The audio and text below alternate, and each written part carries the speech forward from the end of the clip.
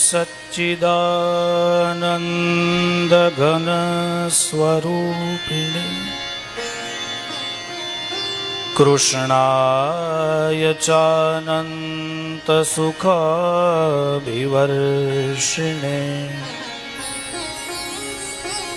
विश्वोद्भवस्थान निरोध हेतवे नुमो वयं भक्तिरसाक्तये निशम्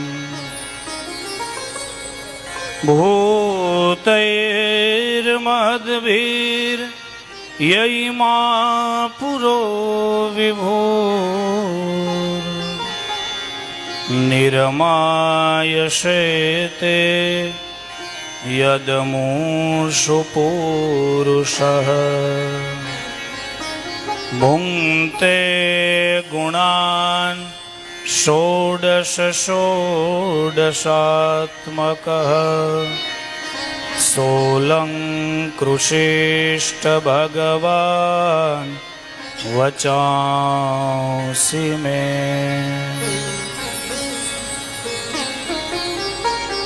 हरिहर धाम खोखरा हनुमानजी महाराज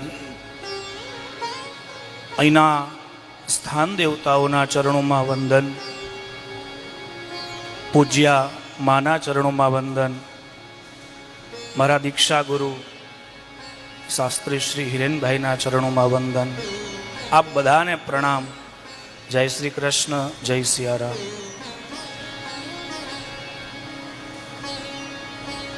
आजे आम तो एक पर्व है, नंदोत्सवनो दिवस है। तो भगवान कृष्णनी चर्चा करवानी है तो त्यांथी प्रारंभ करूँ। श्री जीव गोस्वामी जी गोपाल चंपू में लखे छे, शृणु सखी कौतुकमेकम नंदनी केतांगणे मया दृष्टम गोधूली धूसरितांगम नृत्यति सकल वेदांत सिद्धांत। આજનો એ દિવસ છે, ગોસ્વામીજી કહે છે કે મેં એક કૌતુક જોયું, નંદના આંગણમાં સકલ વેદાંતના સિદ્ધાંતો નૃત્ય કરી રહ્યા છે, રમી રહ્યા છે ભગવાન શ્રી કૃષ્ણના સ્વરૂપમાં। એ જ ભગવાન શ્રી કૃષ્ણ દ્વારિકા બિરાજે છે અને પછી કૈલાસ જાય છે। ત્યાં ઉપમન્યુ સાથે એમનો સંવાદ થાય છે। શિવપુરાણ અંતર્ગત ઉમા સંહિતા પ્રારંભમાં ભગવાન મહાદેવનું ધ્યાન છે, જેમ ભાગવતજીમાં સત્યમ પરમ ધીમહિ એ જ પ્રમાણે યો ધત્તે ભુવનાનિ સત્વગુણવાન સ્રષ્ટા રજઃ સંશ્રયઃ। જે સત્વગુણના આશ્રયથી આ ભુવનોને ધારણ કરે છે, રજોગુણના આશ્રયથી નિર્માણ કરે છે। સંહર્તા તમસાન્વિતો ગુણવતી માયામતિત્ય સ્થિત। જે તમો ગુણના આશ્રયથી સંહાર કરે છે, ગુણાતીત થઈ જે સ્થિર શાંત બિરાજમાન થાય છે એવા ભગવાન સત્યાનંદ મનંત બોધ મમલમ બ્રહ્માદિ સંજ્ઞાસ્પદમ। જે સત્ય સ્વરૂપ છે, અનંત જ્ઞાનમય છે, આનંદ ઘન છે, બ્રહ્મ આદિ નામોથી જે ઓળખાય છે, નિત્યમ સત્વ સમન્વયાદ અધિગતમ પૂર્ણમ શિવમ ધીમહિ એવા ભગવાન શિવજીનું અમે ધ્યાન ધરીએ છીએ। આ ઉપમન્યુ અને ભગવાન શ્રી કૃષ્ણનો સંવાદ એ લિંગ પુરાણમાં પણ છે। પૂર્વાર્ધની અંદર 108મા અધ્યાયમાં આ જ કથા મહાભારતમાં 2 જગ્યાએ છે। અનુશાસન પર્વમાં 14મા અધ્યાયમાં ભગવાન શ્રી કૃષ્ણ ભીષ્મ પિતામહને કહે છે દાદા। ખીલ પર્વમાં ભવિષ્યાંતર્ગત કૈલાસ યાત્રામાં ભગવાન શ્રી કૃષ્ણ રૂક્ષ્મણીજીને કહે છે 73મા અધ્યાયમાં।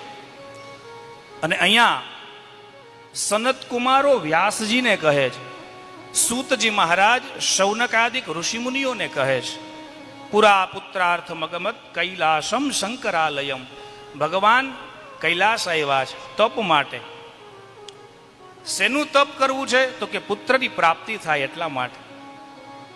કૈલાસમાં ઉપમન્યુનો આશ્રમ છે. ઉપમન્યુનો અર્થ જ થાય છે કે જે ભગવાનની સમીપ હોય, નિકટ હોય. મન્યુ માને રુદ્ર, ઉપ એટલે નજીક. ભગવાન શિવજીએ સૌથી નજીક કોઈને વાસ દીધો હોય તો એ ઉપમન્યુ છે. કૈલાસમાં એનો આશ્રમ છે. ઉપમન્યુ ભગવાનના પરમ ભક્ત છે, ઉપાસક છે. માટે ભગવાન શ્રી કૃષ્ણ એમની પાસે જાય છે. આ 3 અધ્યાયનો સંવાદ એ ભગવાન મહાદેવની મહત્તા દર્શાવે છે.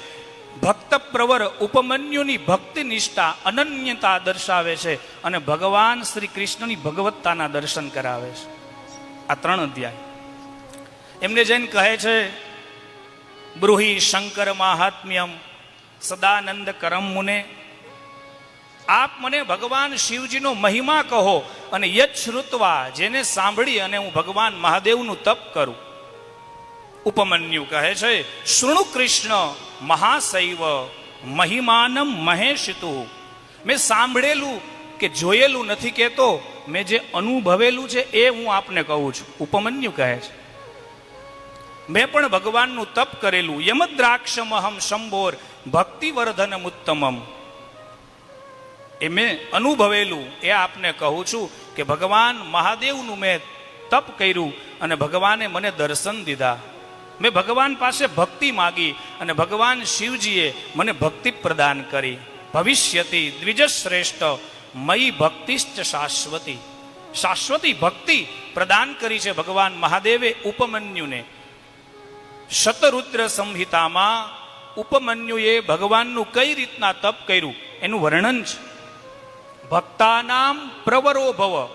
ભક્તોની અંદર જે પ્રવર છે એ ઉપમન્યુ.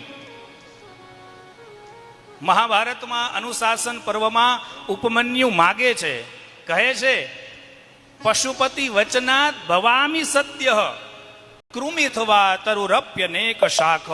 ભગવાન મહાદેવના વચનથી હું તત્કાલ તત્ક્ષણ પ્રસન્નતાપૂર્વક કોઈ કૃમિ બની જાવ, કીટ બની જાવ, અનેક શાખાઓથી યુક્ત કોઈ વૃક્ષ બની જાવ. પરંતુ અપશુપતિ વરપ્રસાદ જામે ત્રિભુવન રાજ્ય વિભૂતિ રપ્ય નિષ્ઠા. મને ભગવાન શિવજી સિવાય કોઈ ત્રિભુવનનું રાજ્ય આપે તો પણ મને એ પસંદ નથી, મારી નિષ્ઠા નથી એમાં. આ ભક્તની પોતાના ઈષ્ટ પ્રત્યેની અનન્યતા છે, અભિમાન નથી. દાસપણાનું અભિમાન છે. નાક પૃષ્ઠમ ન ચ દેવ રાજ્યમ ન બ્રહ્મલોકમ ન નિષ્કલત્વમ ન સર્વ કામાન અખિલાન ઋણોમી હરસ્ય દાસત્વ મહમ ઋણોમી. ભગવાન મહાદેવના દાસ થવું છે. અભિમાન, અહંકાર એ અંધકાર છે. પણ શ્રી સંપ્રદાયના આચાર્ય રામાનુજાચાર્ય ભગવાન કહે છે કે પોતાના ઈષ્ટ પ્રત્યે, પોતાના ગુરુ પ્રત્યેનું અભિમાન એ દીનતા છે. એ દીનતા છે. જુઓ, કામ, ક્રોધ, લોભ આ ત્રણેય મોટા શત્રુ છે, પણ વિશિષ્ટ દશામાં એ આવે તો એ મિત્ર બની જાય છે. કામ રામ માટે, કામ શ્યામ માટે, ક્રોધ કોઈના બોધ માટે, ક્રોધ સ્વયંના પ્રબોધ માટે, લોભ હરિભજનમાં એ લાભ બની જાય છે. અને એવા જ એક ભક્ત પદ્મપુરાણ ઉત્તરખંડ માર્કંડેયજી, ભગવાન શિવજીના અનન્ય ભક્ત. 16 વર્ષનું આયુષ્ય, 15 વર્ષ વ્યતીત થયા.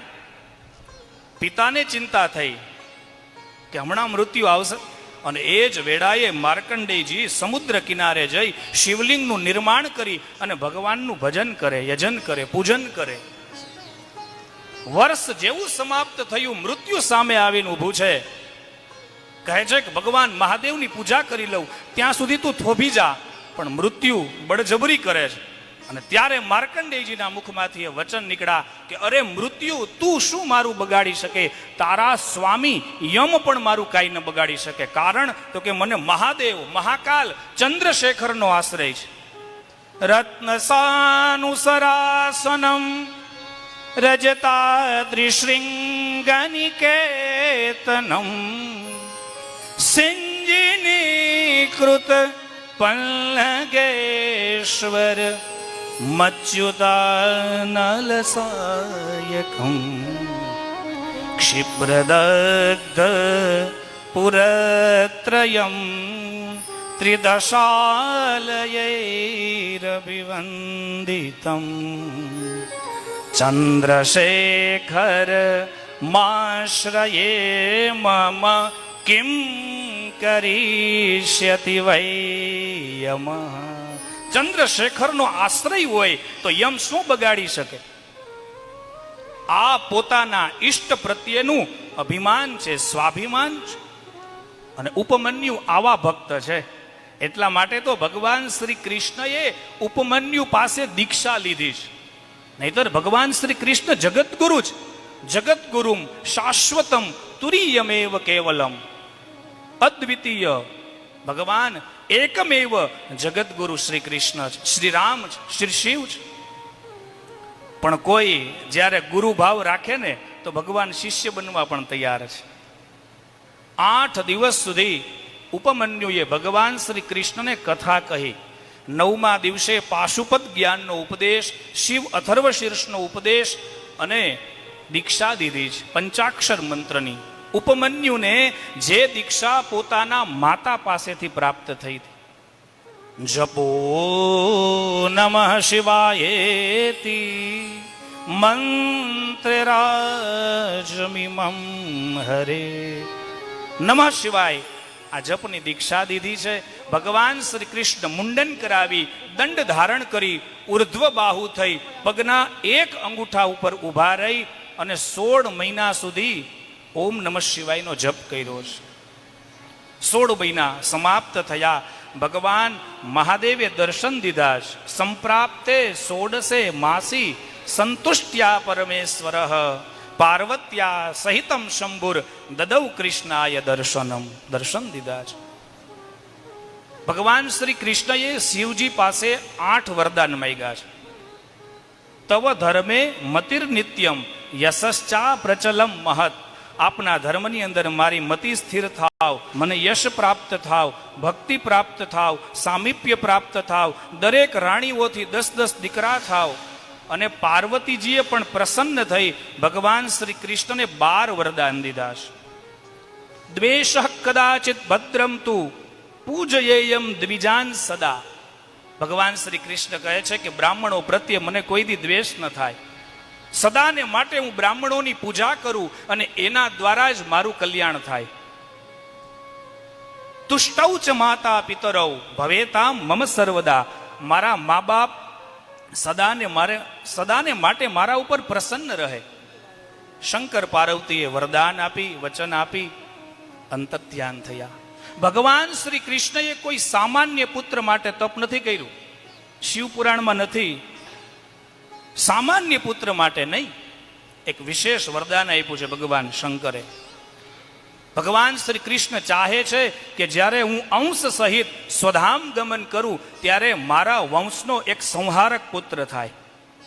અને એ જ પુત્ર એ સાંબુ નામના મહાવીર્ય પુત્રસ્તે ભવિતા બલી, જે સંવર્તકાદિત્ય નામનો અસુર હતો. અને એ જ સાંબ પેટે પાટા બાંધે, દુર્વાસા ઋષિનો અપરાધ કરે, શિવ સ્વરૂપ છે એ પણ. અને યદુકુલનો ક્ષય થાય એ કડી અહીંયા શિવપુરાણમાં એ મળે છે. આ પુત્ર માટે, તારક ઉદ્ધારક સંહારક પુત્ર માટે ભગવાને તપ કર્યું છે. ભગવાન શિવજીએ આશીર્વાદ દીધા. ભગવાન શ્રી કૃષ્ણ ઉપમન્યુના આશ્રમે આવે છે. ઘણા દિવસો રોકાય છે. રામજીને કઈ રીતના ધનુષ પ્રાપ્ત થયું, પરશુરામજીને કઈ રીતના પરશુ પ્રાપ્ત થયું, આ બધી કથા સાંભળે છે. અને પછી દ્વારકા પાછા પધારે છે. તો આ 3 અધ્યાયની અંદર સંવાદ છે. ઉમા સંહિતામાં 51 અધ્યાય છે, પણ કૃષ્ણ અને ઉપમન્યુનો સંવાદ કેવલ 3 અધ્યાયમાં જ છે.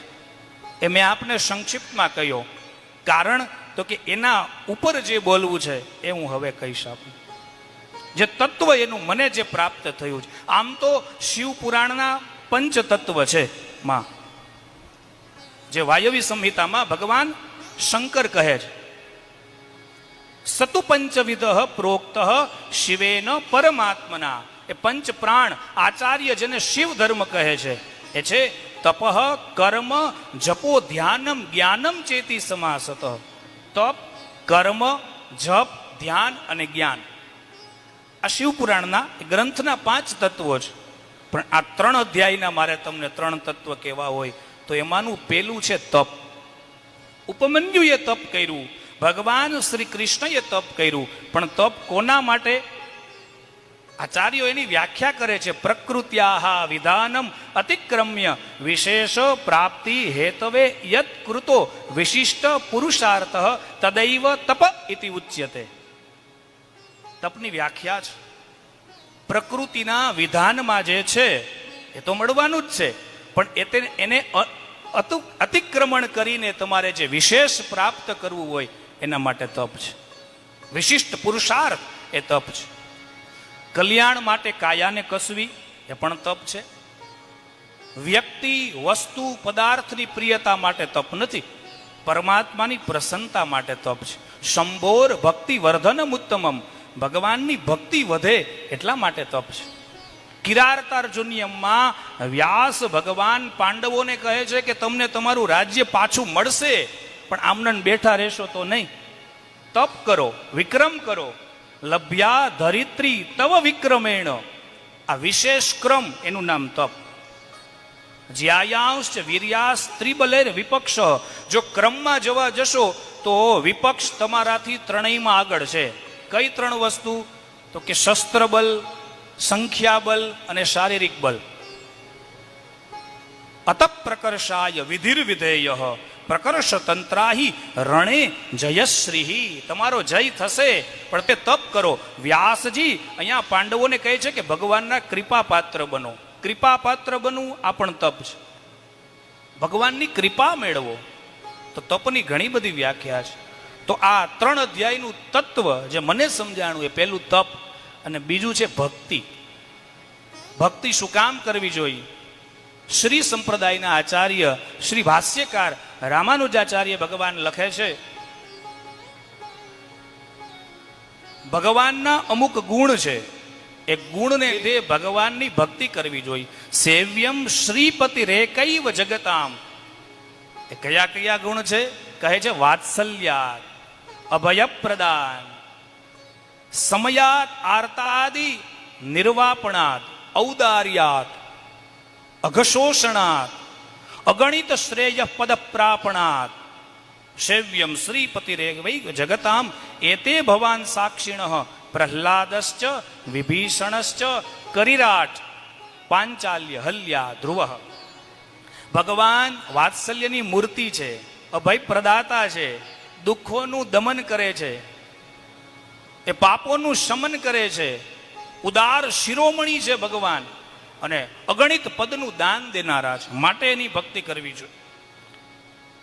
પ્રહલાદજી ઉપર ભગવાને વાત્સલ્યની વર્ષા કરી, વિભીષણને અભય પ્રદાન કર્યા છે, કરિરાટ ગજેન્દ્રને દુઃખમાંથી મુક્ત કર્યા છે, પાંચાલી એ દ્રૌપદી ઉપર ઉદારતા દાખવી છે, અહલ્યાના પાપનું શોષણ કર્યું છે, પાપને હૈરા છે, અને ધ્રુવજી મહારાજને અગણિત પદનું દાન દીધું છે.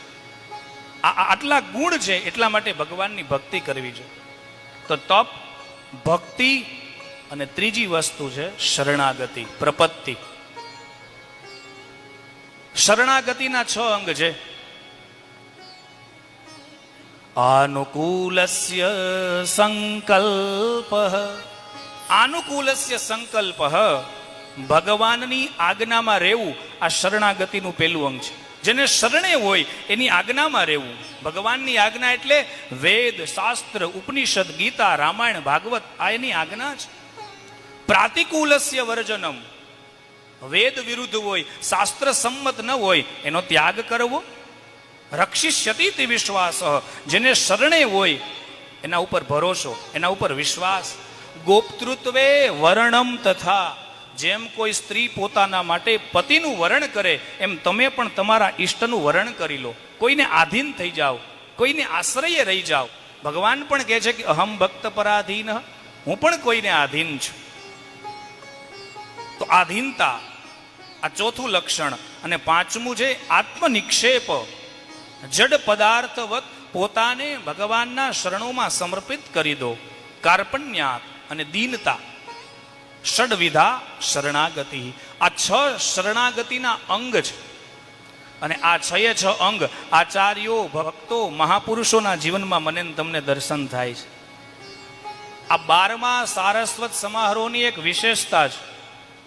ભગવાન મહાદેવનો તો અભિષેક કરીએ છીએ, પણ સાથે સાથે જગતગુરુ આચાર્ય શંકરનો પણ વાણી દ્વારા અભિષેક કરીએ છીએ. શંકરાચાર્ય ભગવાનના દરેક સ્તોત્રની અંદર આપને શરણાગતિનો ભાવ જોવા મળશે. દરેક સ્તોત્રમાં. શિવાનંદ લહેરીમાં ભગવાન આદિગુરુ શંકર કહે છે, કરસ્થે હે માદ્રવ ગિરીશ નિકટસ્થે ધનપતૌ ગૃહસ્થે સ્વરભુજામ અમર સુરભી ચિંતામણિ ગણે શિરસ્થે સીતાંશૌ ચરણ યુગલસ્થે ખિલ શુભે કિમર્થમ દાસ્યેહમ ભવતુ ભવદર્થમ મમ મનઃ. ભગવાન કહે છે કે પ્રભુ, હું આપને શું આપું? આપના તો કરતલગત હસ્તગત સ્વર્ણગીરી સુમેરુ છે. આપના સમીપ નિકટમાં જ અલકાપુરીમાં વસે છે ધનાઢ્ય કુબેરજી. ઘરની અંદર ચિંતામણી, સુરભી, કલ્પવૃક્ષ છે. તો હું આપને શું આપું? પણ પ્રભુ, મને એમ થાય કે આપનો શ્રૃંગાર કરું. આચાર્ય શંકરાચાર્ય ભગવાન કહે છે, ત્યાં જ્યાં મસ્તક ઉપર આ દ્રષ્ટિ કરું છું ત્યાં તો શિરસ્થે સીતાંશૌ, મસ્તક ઉપર તો ચંદ્ર બિરાજે છે. ધન્ય છે આ ભારત ધરા કે ભગવાન મહાદેવના મસ્તક ઉપર ચંદ્ર શોભે અને એ ચંદ્ર ઉપર ભારતનો તિરંગો શોભે. અને લોન્ચ કરનાર પણ સોમનાથ, લેન્ડિંગ જ્યાં થયું એ પણ શિવ શક્તિ. તો ભગવાન મહાદેવનો તો શ્રૃંગાર છે. શિરસ્થે શીતાંશૌ ચરણ યુગલસ્થે ખિલ શુભૌ. આપના ચરણ યુગલ અખિલ કલ્યાણનું ધામ છે. કિમર્થમ દાસ્યેહમ ભવતુ ભવદર્થમ મમ મનઃ.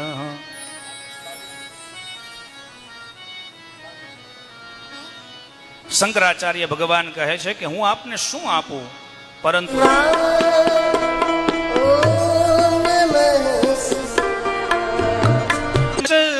વાહનમ મહોક્ષ કિમસ્તિ દાસ્યે મમ દાસ્યે કિમસ્તિ શંભો તવ પાદાંબુજ ભક્તિમેવ દે. શિવાનંદ લહેરીમાં શંકરાચાર્ય મહારાજ શરણાગતિનો ભાવ રજૂ કરતા કહે છે કે હું આપને કાંઈ ન આપી શકું. એમ પ્રભુ, તમારી પાસે પણ પીવા માટે જલ નથી, ઝેર જ. પહેરવા માટે વસ્ત્ર નથી, ચર્મ છે. શૃંગાર પણ સર્પનો છે, વાહન પણ નંદીનું છે. તો તમે મને શું આપશો? કિમસ્તિ શંભો. પણ જગતગુરુ શંકરાચાર્ય મહારાજ કહે છે કે આપની પાસે ભરપૂર ભક્તિ છે, એ ભક્તિનું દાન મને આપી દો. શરણાગતિનો ભાવ ભર્તૃહરિ પણ એવો જ કહે છે. અહૌવા હારેવા બલવતી રીપૌવા સુહૃદીવા મણૌવા લોષ્ટેવા કુસુમ શયનેવા દૃષદીવા તૃણેવા સ્ત્રૈણેવા મમ સમદૃશા યાંતુ દિવસઃ સદા પુણ્યે રન્યે શિવ શિવ શિવેતિ પ્રલપતઃ. કહે છે ભર્તૃહરિ કે સર્પ કે હાર, શત્રુ કે મિત્ર, મણિ કે માટી, ફૂલ કે શૂલ, તૃણ કે તરુણી, આ બધા મને સરખા લાગે. અને સદાને માટે પુણ્ય જંગલની અંદર શિવ શિવ શિવ કહેતા મારો નિર્વાહ થાય, મને નિર્વાણ પ્રાપ્ત થાય. આ શરણાગતિનો ભાવ. સાક્ષાત સ્વયં રામજી સમુદ્રનું જલ હાથમાં રાખી અને જાણે સંકલ્પ કરતા હોય, સકૃદેવ પ્રપન્નાય તવા સ્મિતિ ચ યાચતે અભયમ સર્વભૂતેભ્યો દદામ્યેતત વ્રતમ મમ. કે કોઈ એક વખત મારે શરણે આવી જાય, બધા જ ભયમાંથી હું એને મુક્ત કરું છું. શરણાગતિના ઘણા બધા ભાવ છે. એક ભાવ રૂપ ગોસ્વામી ભક્તિ રસામૃત સિંધુમાં લખે છે કે વૈકુંઠમાં કેટલો કોલાહલ હોય. ગરુડની પાંખોમાંથી સામવેદની રિચાઓ નીકળતી હોય, શેષનાગના હજારો મુખમાંથી ભગવાનની સ્તુતિઓ સ્તોત્ર મંત્ર નીકળતા હોય, જય વિજયની ગદાઓનો ટકરાવ થતો હોય, લક્ષ્મીજી ચરણ સેવા કરતા હોય, એના કંકણોમાંથી ધ્વનિ નીકળતો હોય, દેવતાઓનું આવાગમન સતત હોય, તોય છતાં ગજેન્દ્રએ પોકાર કર્યો. આટલા કોલાહલની વચ્ચે પણ ભગવાન શ્રી કૃષ્ણએ, નારાયણે એનો પોકાર સાંભળ્યો અને શ્રૃંગારનો, સેવાનો અને સેવ્યનો ને શૈયાનો બધો ત્યાગ કર્યો. પર્યંકમ ઋષજન ગણાન ગણયન ભૂષામણી વિસ્મરન નૂતા નોતિ ગદા ગદેતિ નિગદન પદ્મામના લોકયન નિર્ગચ્છન પરીક્ષિતિમ ખગપતિમ ચારોહમાણો વતુ ગ્રાહા ગ્રસ્ત મતંગ પુંગ વસમત ધારાય નારાયણ. રૂપ ગોસ્વામી જાણે નારાયણની ધારા થઈ હોય એવું લાગે છે. જીવ જ્યારે શરણાગતિ કરે ત્યારે ભગવાન પણ એનો ઉદ્ધાર કરવા માટે એટલા જ અધીર, એટલા જ તત્પર થતા હોય છે. શરણાગતિ સર્વોપરી ધર્મ છે. ભગવાનને સૌથી વધારે કાંઈ પ્રિય હોય તો એ શરણાગતિ છે. તો આ 3 અધ્યાયનો તત્વ મને જે સમજાણો એ તત્વ છે તપ. આ તત્વનું સત્વ એ છે ભક્તિ, અને ભક્તિનું મહત્વ એ છે શરણાગતિ. ભક્તિનો આધાર એ છે શરણાગતિ. તો એ જ શરણાગતિના ભાવ સાથે મારી વાણીને ભગવાન મહાદેવના ચરણોમાં અર્પિત કરું. પણ ગિરામ અન્યા ભિધા સતીમ, બીજી જગ્યાએ ભાગવતજીની સુક્તિ છે. ગિરામ અન્યા ભિધા સતીમ શ્લોક છે, પણ એનું વાક્ય અન્ય જગ્યાએ બોલાયેલી વાણી, અસતી થયેલી વાણી એ અહીંયા આવી અને પવિત્ર સતી થાય છે. દરેક વ્યાસની એક પ્યાસ હોય છે અહીંયા આવીને બોલવાની. કારણ તો કે જે બોલાય છે એ ખાસ હોય છે. સારસ્વત સમારોહમાં સરસ્વતીનો નિવાસ હોય છે. હા, એટલા માટે. અને માં મારા અનુભવમાં આવેલું એટલે, અને મારા દીક્ષા ગુરુને, કનૈયાભાઈને એ બધા જાણે છે કે અહીંયા આવીને જે બોલે ને એ પછી આખું વર્ષ બોલે, હરિકથાઓ કરતા જ રહે. હા, એ ખુલે અને ડોલે. આપના આશીર્વાદ, અહીંના સ્થાન દેવતાઓના આશીર્વાદ, આ મહાપુરુષોના આશીર્વાદ કોઈ વિદવત્તા પ્રસ્તુત કરવા માટે નહીં, પણ એક વાણીની સેવા થાય. અને માનો પણ એવો જ ભાવ છે કે વામનમાંથી વિરાટ થાય. તો અહીંયા આવીને જે બોલે એ અનમોલ થઈ જાય છે. જબ તક બિકા ન થા કોઈ ખરીદતા ન થા, તુમને ખરીદ કે અનમોલ કર દિયા. એ જ ભાવ સાથે અહીંના સ્થાન દેવતાઓ, પૂજ્ય માના ચરણોમાં, આપ બધાના ચરણોમાં મારા પ્રણામ. જય શ્રી કૃષ્ણ, જય સિયારામ.